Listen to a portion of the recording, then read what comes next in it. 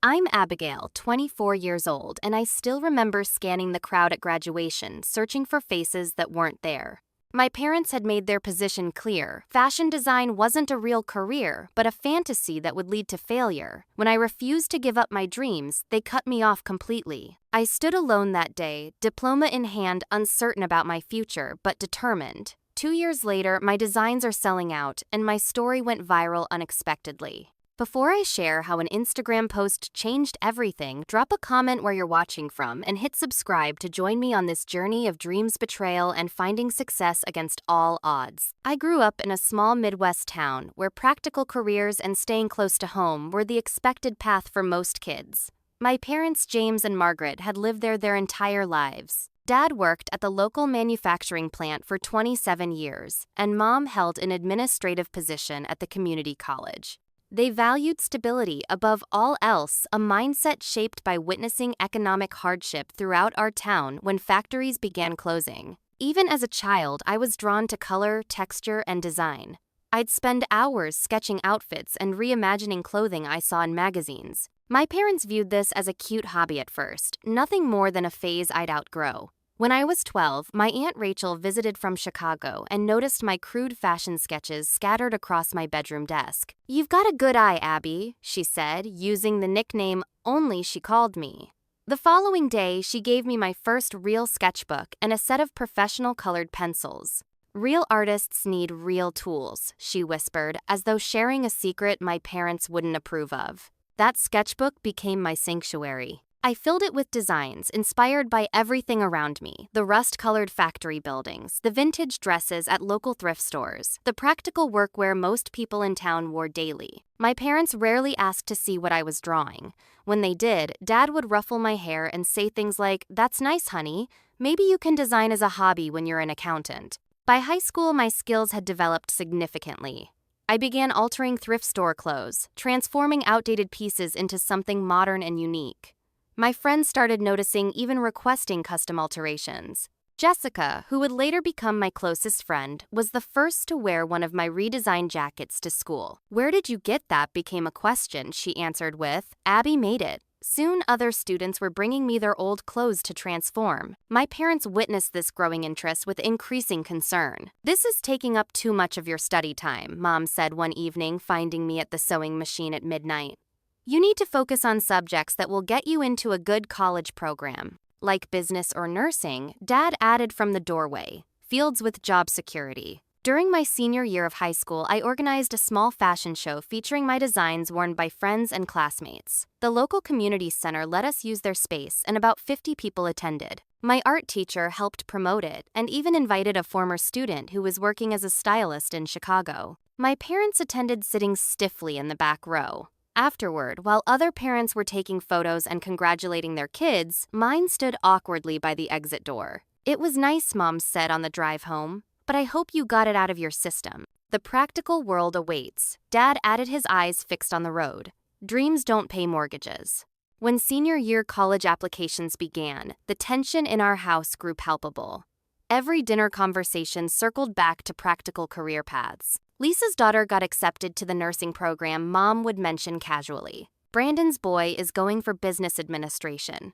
Starting salary is impressive," Dad would add. Meanwhile, I was secretly researching fashion schools, building a portfolio in the privacy of my room. I applied to 5 schools, including my dream choice in New York. Aunt Rachel helped with the application fees, sending checks directly to the schools so my parents wouldn't know. The acceptance letter from the New York school arrived when both my parents were at work. I sat on my bed, hands shaking as I read it over and over. Full acceptance with a small scholarship that would cover about a quarter of the tuition. Not enough to make it affordable, but enough to make it possible. That evening, I placed the acceptance letter on the dinner table as we sat down to eat. Mom saw it first, picking it up with a puzzled expression that quickly turned to dismay. "Fashion Institute in New York." Her voice grew higher with each word. "Abigail, we never discussed this." Dad took the letter, his face darkening as he read. "How do you plan to pay for this? And what kind of job do you think you'll get with a degree in fashion design?" He said the words as though they tasted bitter. "I have the scholarship, and I can work part-time." I explained, my voice steadier than I felt. "And fashion is a legitimate industry. People build careers in it every day. Not people from here, Dad said flatly. People from here get practical degrees that lead to stable jobs. I'm not going to be from here forever, I replied, the words escaping before I could stop them. The silence that followed was deafening. Mom's eyes filled with tears, and Dad pushed away from the table, the legs of his chair scraping harshly against the linoleum floor. If you choose this path, you're choosing it alone, he said, his voice low and final. We won't support a decision that sets you up for failure. Despite their opposition, I accepted the offer. The summer before leaving was filled with extra shifts at the local diner, saving every dollar possible. My parents spoke to me only when necessary, their disapproval hanging in the air like a persistent fog. The day I left for New York, Aunt Rachel drove me to the airport. My parents said a stiff goodbye at the house, unwilling to see me off properly. They'll come around, Aunt Rachel assured me as we parked at the departure terminal. They're scared for you, but eventually they'll be proud. I nodded, wanting desperately to believe her, but the knot in my stomach suggested otherwise. New York City overwhelmed me completely those first few weeks. The pace, the noise, the sheer number of people, everything was the opposite of my quiet hometown. My dorm room was tiny, shared with a girl from California who seemed infinitely more sophisticated and prepared than I was. The financial reality hit immediately. Even with my small scholarship, the tuition payments loomed large. My parents had reluctantly agreed to help with the bare minimum, enough to cover what my scholarship didn't, but nothing for living expenses. Their assistance came with constant reminders of their disapproval. You could still transfer to state for the spring semester, Mom suggested during our first phone call. They have an excellent business program. I found 2 part-time jobs, mornings at a coffee shop near campus and weekend shifts at a retail clothing store. Between classes, homework, and working nearly 30 hours a week, sleep became a luxury I rarely enjoyed. Despite the exhaustion, I thrived academically. The creative environment felt like oxygen after years of suffocation. For the first time, my skills and interests weren't just tolerated, but celebrated and refined. Professor Stephanie Davis, a former designer for major fashion houses, took notice of my work during our introductory design course. After class one day, she asked to see my portfolio. "You have an interesting perspective," she said, flipping through my sketchbook. "There's something raw and industrial in your aesthetic. It's not polished yet, but it's authentic." Her words validated what I'd always felt but couldn't articulate. My background, which had seemed like a disadvantage, gave me a unique viewpoint. I found my people during those early semesters. Jessica, a fellow design student with an eye for avant-garde concepts, became my closest friend. Dylan, studying fashion photography, and Marcus in fashion marketing, rounded out our tight-knit group. They became the support system my parents refused to be. Jessica's family, upon hearing about my situation, immediately adopted me into their holiday gatherings and celebrations. Her mother would call regularly to check on me, sending care packages with homemade cookies and handwritten notes of encouragement. "You've got family here now," she told me during my first Thanksgiving at their apartment. "Blood doesn't have a monopoly on family." My first internship came during sophomore year at a mid-sized sustainable fashion brand. The position was unpaid, which meant juggling even more hours at my paying jobs, but the experience proved invaluable.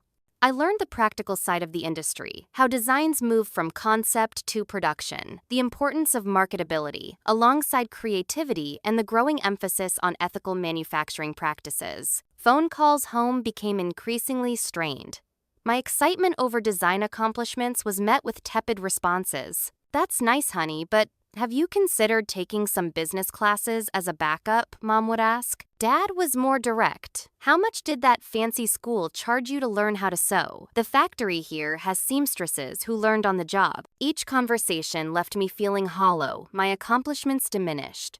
I began calling less frequently, and so did they. Holiday visits became exercises in discomfort. My first Christmas break, I arrived with gifts. I'd made a tailored wool coat for Dad and a silk blouse for Mom. They thanked me politely but seemed uncomfortable with the handmade presents. "Paula's daughter just got promoted at the hospital," Mom mentioned as we washed dishes after dinner. "Only 2 years out of nursing school. Benefits, pension plan, everything. And here you are, Dad," added from the living room at that hobby school. I bit my tongue, focusing on drying the plate in my hands rather than responding.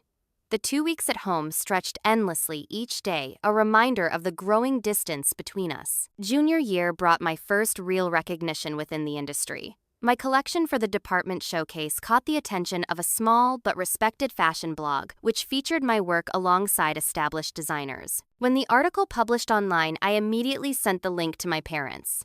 Dad replied with a single line, "Hope this helps with the student loans." I invited them to the showcase, sending formal invitations months in advance. Mom called to decline. "Your father has a union meeting that weekend," she explained. "And you know how my back acts up on long car rides." I hung up and called Aunt Rachel, sobbing so hard she could barely understand me. "I'm booking a flight right now," she said without hesitation. I wouldn't miss it for the world. The night of the showcase, with Aunt Rachel beaming in the front row beside Jessica's family, I felt a bittersweet pride. My collection received genuine applause, with several industry representatives requesting my contact information afterward. "They're missing out," Aunt Rachel said as she hugged me afterward. "And someday they'll realize it." I nodded against her shoulder, no longer certain I believed that was true. Senior year arrived with the weight of thesis preparation and post-graduation uncertainty.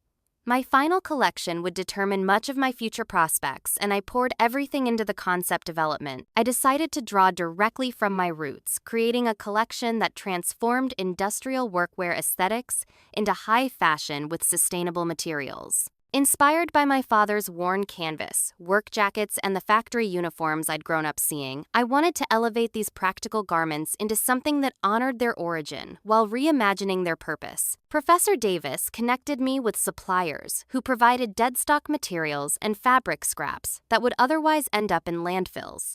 "Your concept of repurposing and honoring working-class aesthetics deserves authentic materials," she explained. The work consumed every free moment.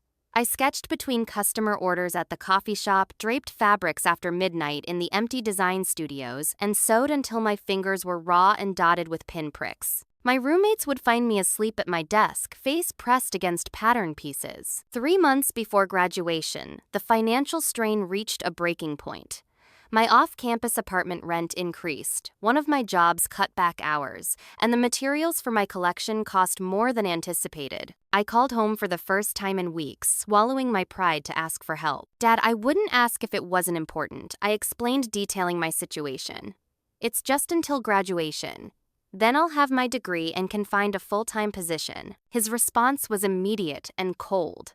"We've been carrying you through this fashion fantasy for almost 4 years, Abigail. It's time for you to face reality." "This isn't a fantasy," I argued, my voice rising, despite my best efforts to stay calm. "I'm about to graduate with honors. My work has been recognized in the industry. This is a real career path." "A real career path," he scoffed. "Making clothes for rich people while drowning in debt. That's not a path, it's a dead end." "You've never even tried to understand what I do," I said, tears streaming down my face even as I tried to keep my voice steady. "And you've never tried to understand the real world," he countered. "Here's the deal. Either you transfer to a practical program for a graduate degree, or we're done supporting you financially. Completely done." The ultimatum hung in the air between us. In that moment, I saw the future stretching in 2 directions: compromise my dreams to please my parents, or stand firm and face the consequences. "Then I guess you're done supporting me," I finally replied, my voice barely above a whisper. "I guess we are," he agreed, and the line went dead. That night, I sat on the floor of my apartment, surrounded by fabric samples and sketches, sobbing until I had no tears left. Jessica found me there when she came to drop off coffee. "My parents cut me off completely," I explained between hiccuping breaths. "I can't make rent next month." Within hours, Jessica had consulted with her parents and offered their couch until graduation. "It's not fancy, but it's yours for as long as you need it," she assured me. The next few weeks passed in a blur of frantic activity. I picked up extra shifts wherever possible, sold most of my non-essential belongings, and moved my remaining possessions into Jessica's family's already crowded apartment. The stress took its toll. 3 weeks before the thesis presentation, I collapsed in the design studio, having not slept more than 4 hours a night for days. The school nurse diagnosed exhaustion and advised rest, a luxury I couldn't afford. That evening, Professor Davis found me back in the studio, hands shaking as I tried to finish a seam. "Abigail," she said gently, taking the fabric from my hands, "You can't create your best work like this." I broke down, confessing everything: my parents' ultimatum, my financial situation, my fear of failure after coming so far. "The fashion industry will always be there," she set her hands steady on my shoulders. "But you need to be well enough to meet it on your terms." She arranged for emergency assistance through the department, securing me a small grant to complete my collection. More importantly, she helped me develop a realistic work schedule that included actual sleep. Against all odds, I completed my thesis collection. 8 pieces that transformed workwear silhouettes into elegant, sustainable fashion statements. The industrial influences were unmistakable: hardware details, reinforced seams, durable fabrics in unexpected applications, but elevated through careful tailoring and innovative construction techniques. The thesis presentation came, and I stood before the faculty panel with my completed work. Their questions were challenging but fair, and I defended my concepts with confidence born from genuine passion. When the final assessment came in, I had earned the department's highest honors. That evening, still riding the high of my successful presentation, I called my parents. Despite everything, I wanted to share this moment with them, to give them one more chance to be part of my achievement. "Mom, the presentation went amazingly well," I said when she answered. "The faculty loved it. I received honors, and 2 industry representatives asked for my portfolio." Her response was polite but distant. "That's nice, dear. Graduation is in 3 weeks," I continued, pushing past the sting of her indifference. "May 15th at 2 p.m. I can reserve seats for you and Dad if you want to come." The pause that followed told me everything before she even spoke. "Your father doesn't think it's a good idea, Abigail. We made our position clear, and attending would send mixed messages." My heart, which had begun to hope despite everything, shattered anew. "It's not about positions or messages, Mom. It's about being there for an important day in your daughter's life." "I'm sorry you see it that way," she replied, her voice so controlled it was almost robotic. "Perhaps when you're ready to make sensible choices, we can revisit our relationship." The day of graduation dawned bright and clear. I dressed carefully in one of my own designs. Underneath the standard black gown, a small act of personal triumph. As I entered the ceremony venue, I couldn't help scanning the crowd, some small part of me still hoping to see my parents' faces despite everything. Jessica squeezed my hand, knowing what I was looking for. "My family brought signs and an embarrassingly large bouquet," she whispered. "And they've been practicing your name for the cheer." I smiled gratefully, but the empty space where my family should have been felt vast and hollow. When they called my name to receive my diploma, Jessica's family erupted in cheers, as promised. Professor Davis beamed proudly from the faculty section. Aunt Rachel, who had flown in that morning, whistled loudly from her seat. Their support warmed me, but couldn't completely thaw the cold reality of my parents' absence. After the ceremony, I checked my phone repeatedly, hoping for a message, a missed call, anything. The screen remained stubbornly blank except for congratulatory texts from friends and Jessica's family. "They missed an amazing day," Aunt Rachel said as she hugged me tightly. "And that's their loss, not yours." I nodded against her shoulder, trying to believe it was true. Post-graduation life hit with the force of a hurricane. The celebratory champagne barely had time to go flat before reality set in. I needed stable income immediately. My student loans would enter repayment in 6 months, and New York City showed no mercy to recent graduates with empty bank accounts. I found an apartment in Brooklyn, a 4th-floor walk-up shared with 3 other creative types: a dancer, a graphic designer, and a sound engineer.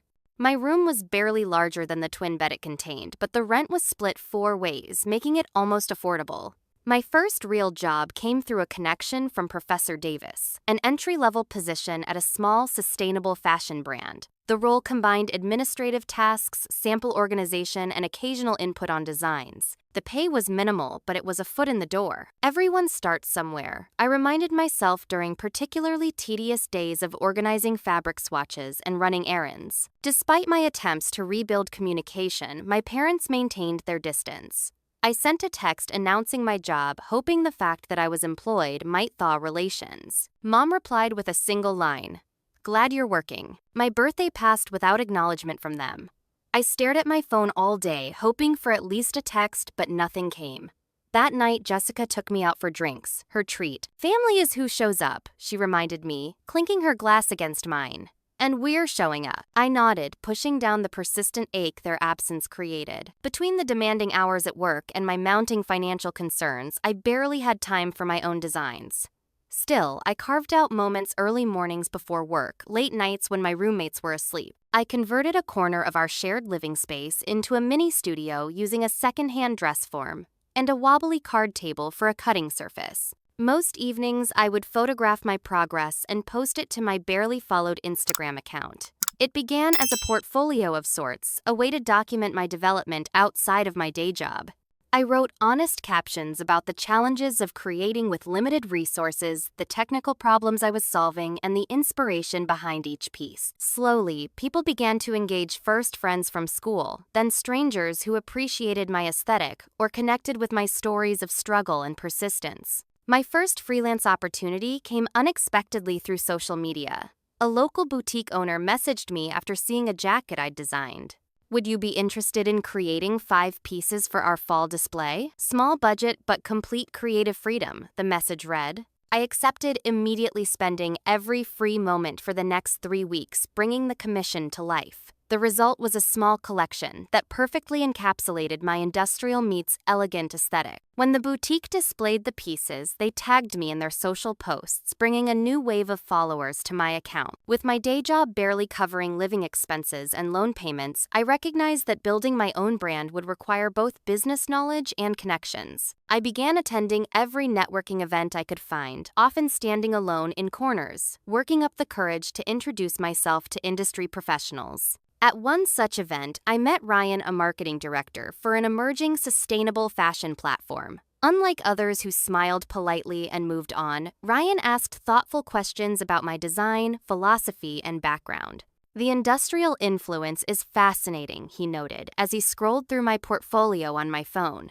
There's an authenticity there that many designers lack. Have you considered developing this into a cohesive brand identity? Our professional relationship quickly evolved into friendship and eventually romance. Ryan was the first person I'd dated since college began my previous schedule, leaving little room for relationships. His belief in my work sometimes exceeded my own, and his marketing expertise offered practical guidance for building a presence. You're telling a story that resonates, he insisted during one of our discussions about my career path. People connect with the authenticity of transforming working-class aesthetics into thoughtful, sustainable designs. As Christmas approached, I declined Jessica's invitation to join her family, not wanting to impose again. Ryan was visiting relatives in California, leaving me to face my first holiday truly alone in New York. I sent carefully chosen gifts to my parents, a handcrafted leather wallet for Dad, inspired by the one he'd carried throughout my childhood, and a cashmere scarf for Mom in her favorite shade of blue. I included a card with my new address and phone number, just in case they'd lost it. The gifts were never acknowledged.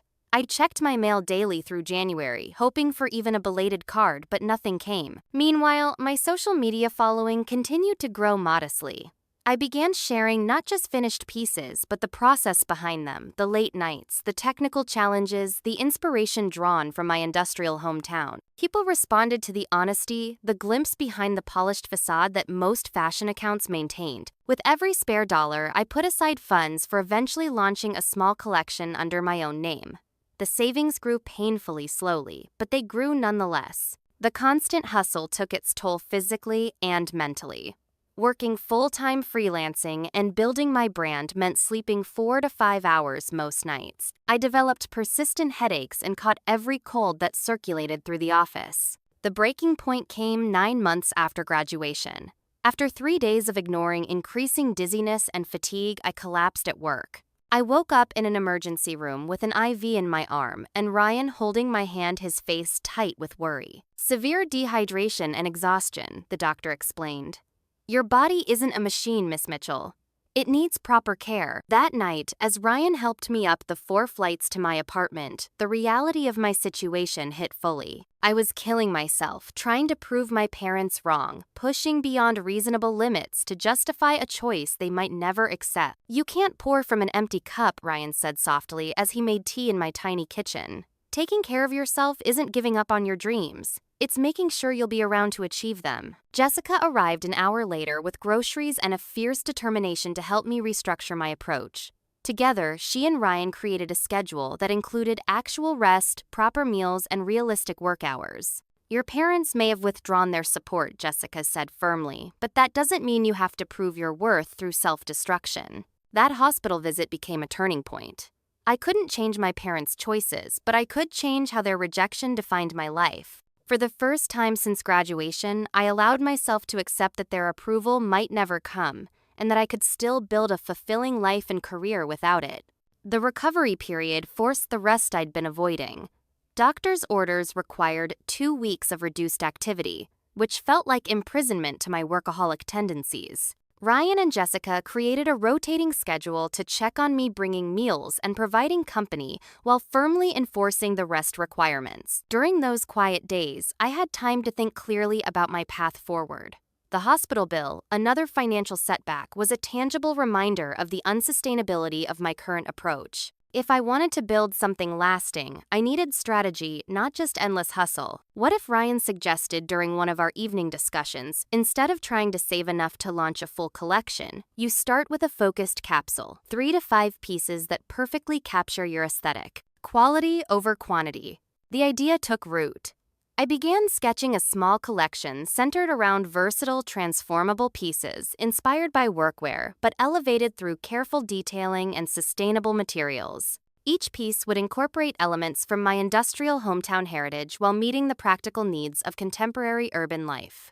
Ryan helped me develop a basic business plan, teaching me to think beyond design to manufacturing, pricing, and marketing. Your story is as important as your designs, he emphasized. The daughter of factory workers, transforming industrial aesthetics into sustainable fashion that resonates. With his guidance, I applied for a small business loan using Professor Davis's glowing recommendation and my growing social media presence as evidence of market potential. The approval came with a lower amount than requested, but enough to move forward with a scaled-back plan. Finding ethical manufacturing partners proved challenging with my limited budget. After weeks of research and negotiations, I connected with a small factory in Brooklyn that specialized in limited production runs for independent designers. Their minimum order quantities were higher than I hoped, but their commitment to fair labor practices and their proximity for quality control made them the right choice. 2 other recent graduates from my program, a pattern maker and a textile specialist, were also struggling to find fulfilling work in the industry. We began sharing a small studio space in a converted warehouse, splitting the rent 3 ways to make it affordable. The space was basic: concrete floors, exposed pipes, inconsistent heating, but it was ours, a legitimate work environment beyond our cramped apartments. "This reminds me of my dad's factory," I commented as we moved in our equipment. "Except we're making beauty here, not just functional things." "Who says functional can't be beautiful?" my textile designer friend challenged perfectly, summarizing my design philosophy. Working from the studio while maintaining my day job meant long days and continued financial tightrope walking. But having dedicated space and collaborative energy accelerated progress on my collection. I developed a brand identity that honored my roots while looking forward Mitchell Workshop, a nod to both my surname and the industrial workspaces that influenced my aesthetic. The logo incorporated elements reminiscent of factory signage, reinterpreted with a clean, modern sensibility. Ryan helped create a website and social media strategy that emphasized transparency, showing the process, the challenges, the small victories along the way. "People connect with authenticity," he reminded me. "Your journey is as compelling as your destination." As the collection development progressed, doubts crept in regularly. Some nights I'd wake in a panic, questioning everything from fabric choices to my fundamental ability. The anxiety attacks became frequent enough that Jessica insisted I speak with someone professional. "It's not weakness to need support," she argued when I resisted. "It's recognizing you're human." The therapist helped me recognize how deeply my parents' rejection had affected my self-worth and how I'd internalized their belief that my failure was inevitable. Each session helped me separate their voices from my own, gradually strengthening my confidence in my choices. My support network expanded beyond Jessica and Ryan. Fellow designers from school, the boutique owner who'd commissioned my first pieces, even my roommates who patiently endured fabric samples covering every surface. They formed a chosen family that sustained me when biological ties had frayed. After 6 months of development, my first collection was ready: 10 versatile pieces that could be styled multiple ways, crafted from deadstock fabrics and sustainable materials. Each garment incorporated subtle workwear details, reinforced seams, functional pockets, durable construction elevated through thoughtful design and quality craftsmanship. The pricing strategy was a delicate balance, reflecting the quality materials and ethical production, while remaining accessible enough to build a customer base. Each piece included a tag explaining its sustainable elements and the inspiration behind the design. With Ryan's help, I organized a small launch event in our shared studio space. We transformed the industrial setting with strategic lighting and minimal decorations, letting the raw space complement the collection's aesthetic. The guest list included former professors, local fashion bloggers, and industry connections I'd cultivated over the months. The night of the launch, my stomach churned with nervous energy. "What if no one buys anything?" I whispered to Ryan as we made final arrangements. "What if everyone realizes I'm just a factory worker's kid playing designer?" He took my hands firmly in his. "You are a designer who happens to be a factory worker's kid," he corrected. "And that perspective is exactly what makes your work special." The event exceeded my modest expectations. Every invited guest attended, bringing friends who brought friends. Professor Davis arrived with 2 editors from small but respected fashion publications. The intimate space buzzed with conversation and genuine interest in both the designs and the story behind them. I sold 7 pieces that night, not enough to break even on production costs, but enough to validate that there was a market for my vision. More importantly, the response to the collection's concept and execution was overwhelmingly positive. "There's a thoughtfulness here that's rare in emerging designers," one editor commented. "The functionality doesn't compromise the beauty, and vice versa." The following days brought online orders as attendees shared their purchases on social media. Within 2 weeks, the collection had technically broken, even though I still hadn't paid myself anything. As sales trickled in steadily, I allowed myself a moment to acknowledge how far I'd come since graduation. I had created something real, something that existed in the world and resonated with people. I had done it without my parents' support or approval. I sent a collection lookbook to their address with a simple note: "Created by your daughter." Like previous communications, it went unacknowledged. Yet the sting felt different now, a dull ache rather than a sharp pain. I was building a life that didn't depend on their validation, surrounded by people who saw and valued both my work and me. When a small but significant order arrived from a shipping address in my hometown, I recognized Aunt Rachel's street immediately. The order included a note: "So proud of you, Abby. Your vision is becoming reality." That night, I cried for the first time in months, not from pain or exhaustion, but from the realization that I was, despite everything, moving forward. 3 months after launching Mitchell Workshop, my phone pinged with an Instagram notification that would change everything. Eliza Monroe, a major fashion influencer with over 2 million followers, had sent a direct message. "Love your aesthetic and commitment to sustainability," the message read. "I'm attending the Sustainable Fashion Summit next month and looking for something unique to wear. Would you be interested in creating a custom piece? Budget not an issue." I stared at the screen, certain I was hallucinating from another night of insufficient sleep. After showing the message to Ryan to confirm it was real, I responded with professional enthusiasm that belied the screaming excitement I felt internally. The turnaround time was tight: 3 weeks to design and execute a garment that would potentially be seen by millions. I sketched concepts day and night, finally settling on an asymmetrical jacket that incorporated upcycled industrial materials with elegant tailoring. The design would showcase my aesthetic perfectly, while photographing well for Eliza's inevitable social media coverage. With the final design approved, I threw myself into execution, working through weekends and sleeping on the studio couch to maximize production time. The fabric, deadstock wool from a high-end Italian mill, arrived 5 days late, throwing the timeline into chaos. "I can't mess this up," I told Jessica during one of my frantic late-night work sessions. "This could be the visibility that changes everything." "You won't mess it up," she assured me. "But you might kill yourself in the process." When did you last eat something that wasn't coffee? The final week before delivery became a blur of sleepless nights and meticulous detailing.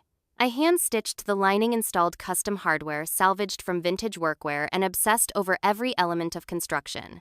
When I finished the last stitch at 3 a.m. on delivery day, I collapsed onto the studio floor in exhausted triumph. 4 hours later, I carefully packaged the jacket for courier delivery to Eliza's hotel, including a handwritten note about the sustainable elements and the inspiration behind the design. That evening, I refreshed Instagram compulsively, waiting to see if she would wear my creation. Ryan finally confiscated my phone around midnight, insisting I get actual sleep after the marathon production push. I woke the next morning to a phone vibrating with notifications. Eliza had not only worn the jacket to the summit, but had posted multiple photos tagging Mitchell Workshop and writing a lengthy caption about discovering an emerging sustainable designer who transformed industrial influences into luxury fashion. The post was gaining traction rapidly, with fashion publications and sustainability advocates sharing and commenting. By noon, my follower count had tripled. By evening, it had grown tenfold. "Your website is crashing," Ryan called to tell me. "The server can't handle the traffic. I'm working on getting it upgraded immediately." The next 48 hours passed in a whirlwind. My inventory, the remaining pieces from my launch collection, sold out completely. My inbox flooded with inquiries from customers, publications, and potential stockists. I could barely keep up with responding, much less planning next steps. When the fashion publication Sustainable Style requested an interview, I nearly declined due to overwhelm. Ryan convinced me to prioritize it, recognizing its potential impact. "They're offering to feature your story, not just your designs," he pointed out. "That's the kind of publicity you can't buy." The interview dug deeply into my background, my childhood in a manufacturing town, my parents' opposition to my career path, the struggles post-graduation, and the philosophy behind Mitchell Workshop. I spoke candidly about creating from a place of both homage to and reinvention of my industrial roots. "My father worked in manufacturing for nearly 3 decades," I explained.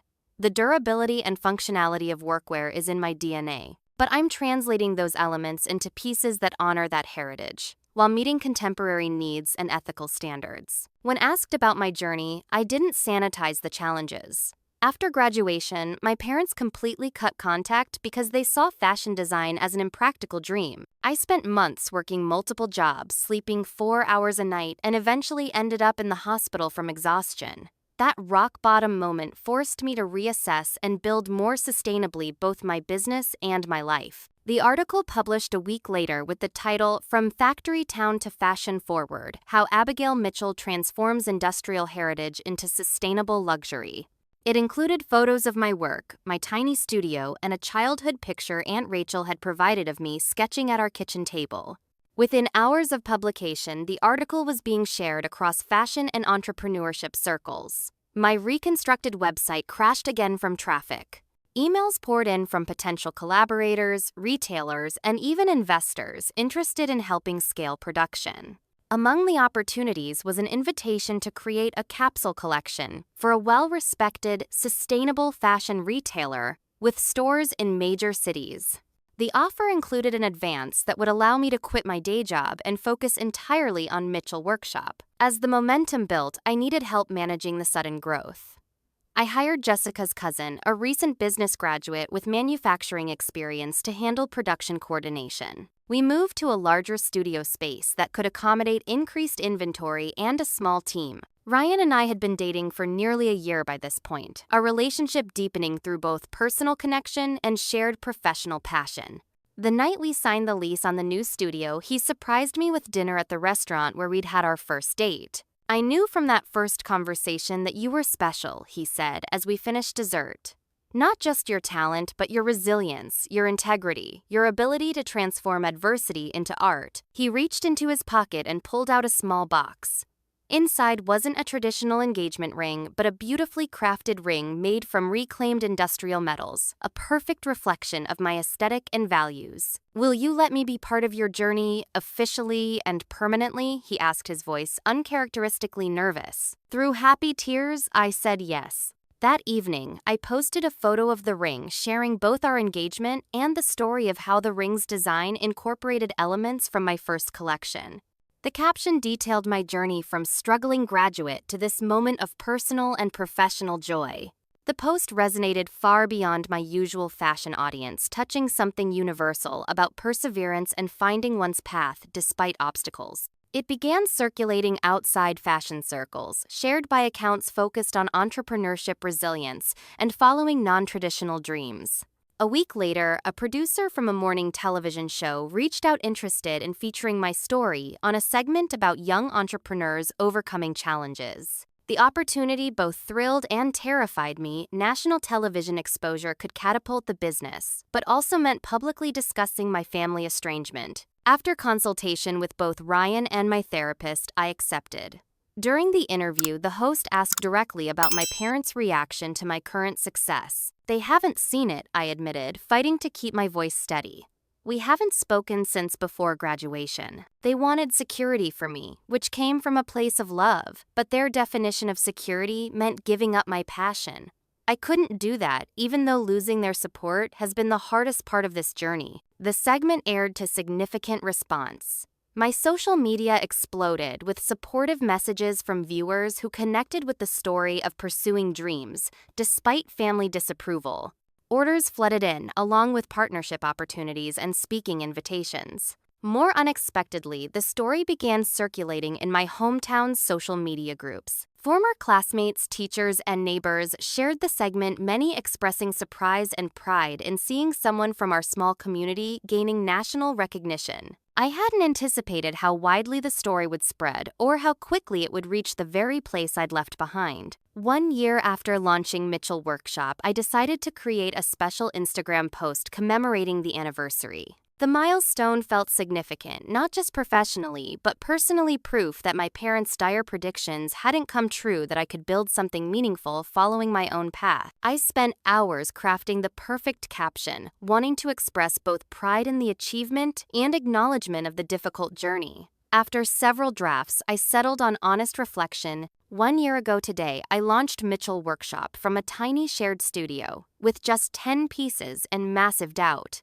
I'd recently been discharged from the hospital after working myself to exhaustion. My parents had cut contact when I refused to abandon my impractical dreams, and my bank account contained exact $267.14. Today, we're shipping to customers in 23 countries, employing 5 amazing people, and preparing for our first major retail collaboration. The journey from graduation day swipe to see me standing alone, no family in attendance, to this studio swipe again, hasn't been easy or linear. To everyone, building something that others don't understand or support, keep going. Your vision matters precisely because it's yours. Success isn't just possible, it's waiting for the people stubborn enough to keep showing up. I included 4 photos: our current studio with the team, me at graduation alone, my hospital wristband from the exhaustion incident, and our latest collection hanging ready for shipment. The combination of vulnerability and triumph felt right, honoring both the struggle and the achievement. The post performed well immediately with my usual audience, engaging enthusiastically. But around midnight, something shifted. The engagement numbers began climbing rapidly, far beyond my typical metrics. By morning, the post had been shared thousands of times across multiple platforms. My inbox filled with messages from people I'd never met, sharing their own stories of pursuing dreams against family expectations. Fashion industry accounts reposted it as inspiration. Entrepreneurship pages shared it as a case study in perseverance. Mental health advocates highlighted the burnout and recovery aspects. Ryan called around 9 a.m., his voice vibrating with excitement. "Have you checked your phone? You've gone viral beyond fashion circles. Mainstream media is picking this up." Throughout the day, the post continued gaining momentum. A producer from a morning news show emailed requesting an interview for their Inspiring Entrepreneurs segment. Several podcast hosts reached out for guest appearances.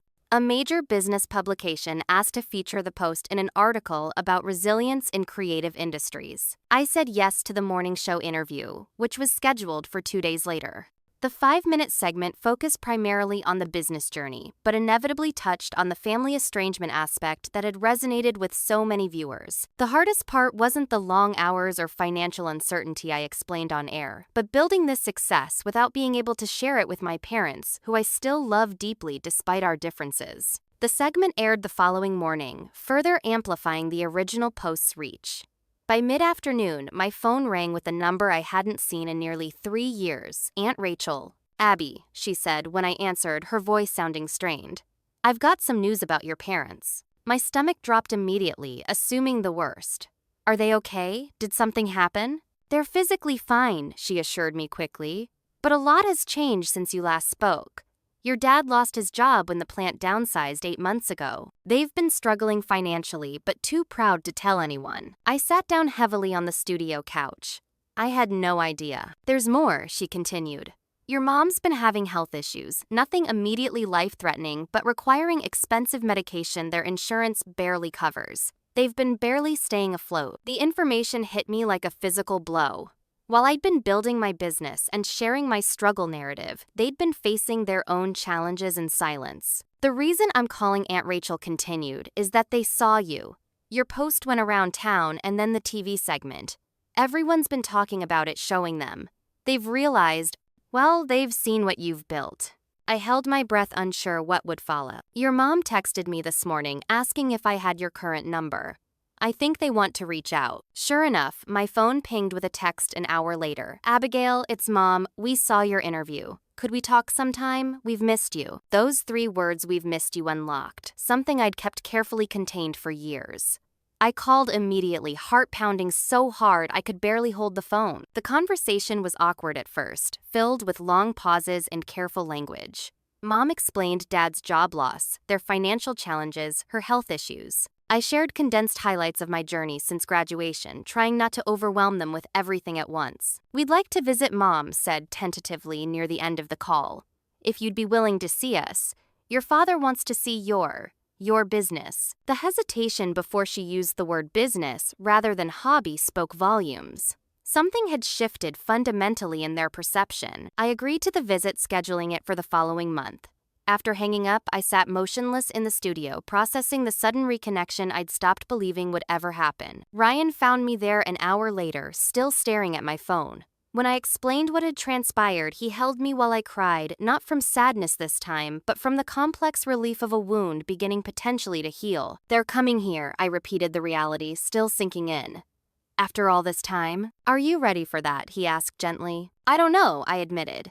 But I'm ready to find out. The weeks before their visit were filled with a strange mixture of anticipation and anxiety. I scheduled a few sessions with my therapist to develop strategies for maintaining boundaries while opening the door to reconciliation. Jessica helped me prepare the studio to showcase the business effectively. Ryan provided steady support through moments of doubt and hope. They might never fully understand your path, my therapist cautioned during our final session before the visit. Reconciliation doesn't necessarily mean total approval or vindication. I nodded, understanding the importance of realistic expectations. I don't need them to become fashion enthusiasts. I just want them in my life again on healthier terms. My parents arrived on a crisp October morning, looking simultaneously familiar and like strangers. Dad had lost weight, and new lines etched Mom's face. They stood awkwardly in the lobby of my apartment building, clutching a small gift bag and looking profoundly out of place amid the Brooklyn hipster aesthetic. You look good, Abigail, Mom said after our stiff initial hugs. Healthy. The subtext wasn't lost on me the last time they'd seen me. I'd been running myself into exhaustion. The unspoken acknowledgement that I was taking better care of myself seemed significant. We walked to a nearby cafe, making careful conversation about the neighborhood, the weather, their trip from the airport. The enormous elephants in the room, 3 years of estrangement, my career success, their financial struggles remained temporarily unaddressed. After breakfast, I led them to the Mitchell Workshop studio. As we entered the converted industrial space filled with fabric samples, design sketches, and production samples, Dad stopped abruptly in the doorway. This is all yours, he asked, his voice uncharacteristically small. Yes, I replied simply. This is what I built. I introduced them to my small team who had been briefed on the significance of the visit. We toured the space methodically, the design area, production, coordination, shipping station, photography corner for social media content. I explained each aspect of the business in terms they could relate to inventory management, profit margins, sustainable growth strategies. At the pattern-cutting table, Dad ran his hand over a heavy canvas fabric similar to what he'd worn for decades at the plant. You're using workwear materials, he observed. Like what we had back home. That's the core of my aesthetic, I explained. Taking the durability and functionality of industrial workwear and translating it into contemporary fashion. It's actually inspired by you, by the clothes you wore my whole life. He looked up sharply, genuinely surprised. By me? Your work jackets, the reinforced knees on your pants, the heavy-duty shirts, with the specialized pockets. I grew up seeing the intelligence in those designs, the way they were made for real purpose, real bodies doing real work. That authenticity is what I try to honor in everything I create. Something shifted in his expression, a softening around the eyes, a slight release of the tension he'd carried since arriving. For perhaps the first time, he was seeing the connection between his world and mine. Mom, meanwhile, examined a dress form displaying a piece from our newest collection, a dress with structured elements reminiscent of factory uniforms, but softened with draped detailing. People really pay for these? She asked, checking the price tag with widened eyes. They do, Ryan confirmed, joining us from the office area. We can barely keep that style in stock. The waiting list is about 3 weeks right now. The tour concluded in my small office, where framed press clippings and photographs documented the business's evolution. My parents stood silently before the wall, taking in the tangible evidence of what I'd built without them. Dad cleared his throat, clearly struggling for words. Abigail, He stopped, shook his head, and, to my shock, began to cry, something I'd seen perhaps twice in my entire childhood. I was wrong, he finally managed, his voice breaking. I was so damn wrong. The simple admission cracked something open in the room. Mom joined him in tears, reaching for my hand. We were scared for you, she explained through her tears. We'd seen so many dreams crushed in our town. So many talented people end up struggling. We wanted to protect you from that. I understand that now, I said, surprising myself with the realization that I genuinely did. You wanted security for me because you'd seen how precarious life can be without it. But we were wrong about what security looks like, Dad added, gesturing around the studio. You've built something real here. Something substantial. Not without struggle, I acknowledged. Everything you warned might happen did happen. I was broke, exhausted, alone. I ended up in the hospital from overwork.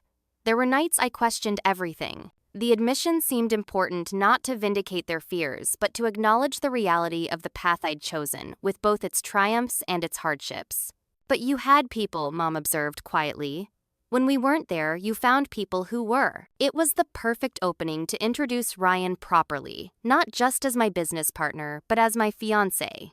They received the news with genuine happiness, Mom immediately asking to see the ring, and Dad shaking Ryan's hand with unexpected warmth. You were there when we weren't, he said simply to Ryan.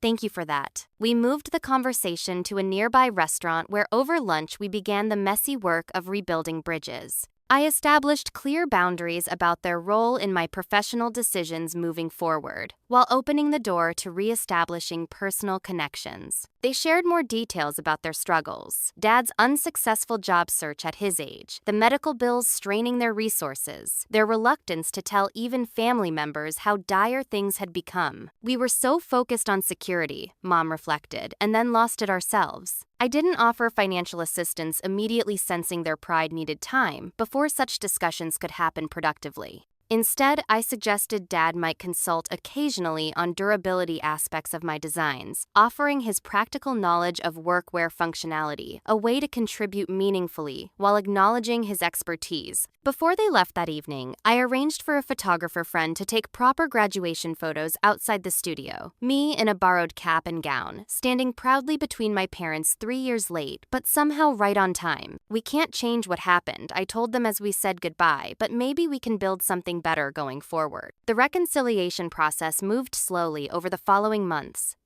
Weekly phone calls replaced years of silence. My parents made efforts to understand my world, asking questions about designs and business developments rather than questioning their validity. I gained new perspective on their choices, seeing how their caution came from love, however misguided its expression. When Ryan and I began planning our wedding, we included my parents in appropriate aspects while maintaining the vision that reflected our aesthetic and values. Their tentative suggestions were sometimes off base, but came from a genuine desire to contribute rather than control. The business continued thriving through these personal developments. We secured distribution through a major department store, expanded our sustainable materials sourcing, and hired 3 additional team members.